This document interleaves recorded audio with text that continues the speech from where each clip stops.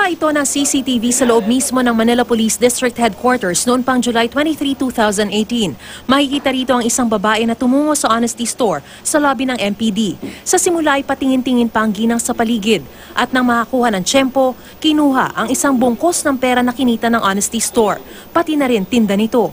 Nasundan pa umano ang insidente na ang parehong ginang pa rin daw ang suspect. Ilang occasion din niya kumukuha siya roon. After na malaman niya na alam na ng Manila Police District na siya yung suspect. So, kagad-agad, umalis na siya rito. Ipinatayo ni dating MPD Director Chief Superintendent Rolando Anduya ng Honesty Store, tindahang walang bantay. Ikaw ang magbabayad, kukuha ng paninda at magsusukli sa sarili. Kaya masusukat ang iyong katapatan.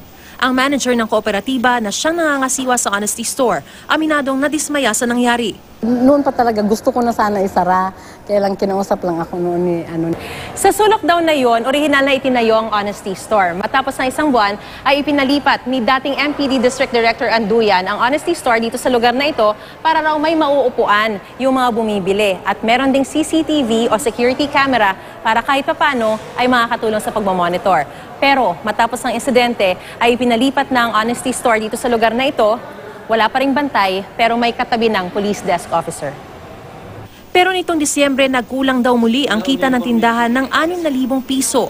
Ngayon, hindi na makikita ang Honesty Store sa MPD. Pero paglilinaw ng MPD, hindi raw dahil sa nangyaring pagnanakaw ang dahilan ng pansamantala nitong pagsasara. Pansamantala, para hindi makasagabal, inalis po muna namin yung Honesty Store to give way dun sa mga occasion na sunod-sunod. Sabi ng kooperatiba, bubuksan daw muli nila ang Honesty Store bago matapos ng Enero, pagkatapos nilang mag-imbentaryo. kunting try pa. Pag yung talagang hindi na siya masyadong feasible, siguro ikuha na namin kung pwede mag-stop na. Mariz Umali, Nakatutok, 24 Oras.